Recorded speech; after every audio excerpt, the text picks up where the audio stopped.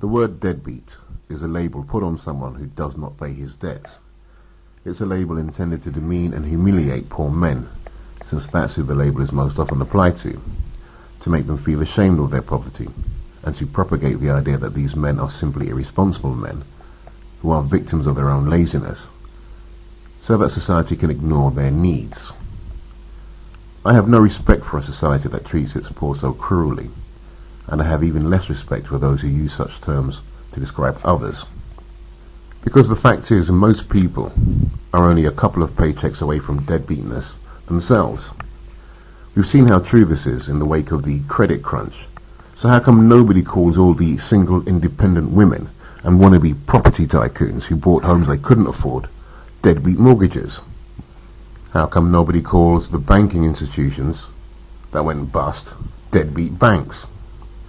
I mean, after all, we've had to bail them out to the tune of billions. How come we don't post pictures of all the other deadbeats in society on pizza boxes and milk cartons? Why don't we post pictures of all the bankrupts who set up businesses that fail, owing hundreds of thousands to their lenders? We don't do that to those groups, do we? Why not? Because we like our deadbeats poor, broke, and male, with extra scapegoating points on top if they're black. So why am I saying all this? Well, this idiot sent me a video he made in response to a video made by a woman complaining about a so-called deadbeat dad.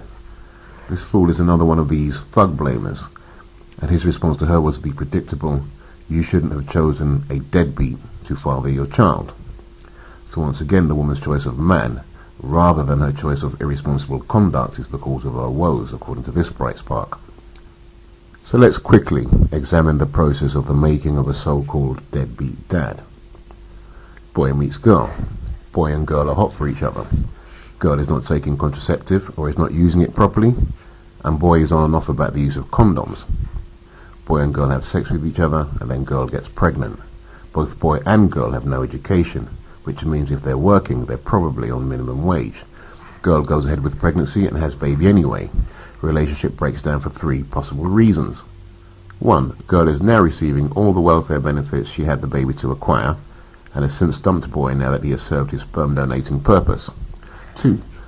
Boy wasn't ready for the responsibility of fatherhood, and refuses quite rightly to participate in parenthood that was imposed on him. 3. Boy gives up trying to participate in parenthood because his attempts to do so are constantly blocked by the mother. The issue then becomes one of child support. Now remember, the boy is on minimum wage and cannot afford to pay child support.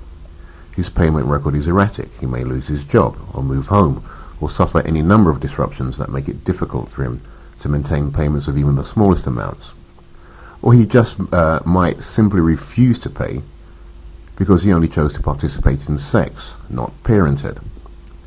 However, sooner or later he gets labelled by baby mother as a deadbeat dad. The boy was irresponsible, no doubt, but so was the girl. Both of them participated in the same irresponsible act that led to a child being born, but only the boy is labelled a deadbeat. The woman, who cannot afford to maintain herself or her child without other people's money, is not a deadbeat. She is now the victim of a deadbeat, which is why it came as no surprise to me that this thug-blaming idiot didn't consider any of this in his smug tirade. He just co-signed what the woman said about her baby father being a deadbeat, and gloated that her misery was her own fault because she chose a so-called deadbeat.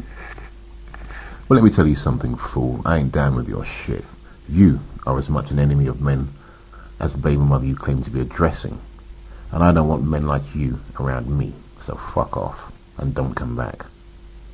Now let me make it clear to everyone who listens to this channel. I support the men's rights movement. I do not in any way support the thug blamer movement. All those jokers do is lust after other people's women and argue over game and skin tone all day long. They never address any substantive men's rights issue. They actually promote more male hatred by their own deviant conduct and in the ignorant rhetoric they spew. They are part of the alliance against men's rights, and they must be attacked with as much force as we would any opponent of men's rights. Now, this particular fool is blocked from this channel until he comes correct. Later.